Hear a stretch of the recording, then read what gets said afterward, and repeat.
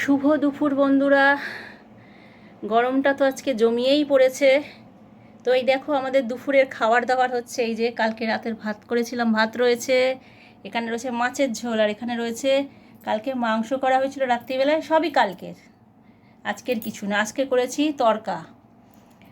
তো তড়কা দিয়ে টিফিনে রুটি খেয়েছি, খাওয়ার পরে এখন আর খাওয়ার কোনো ইচ্ছে নেই। এখন আমরা কি খাবো দেখো, এই যে এই যে দেখেছ, বিট নুন দিয়ে তরমুজ খাবো।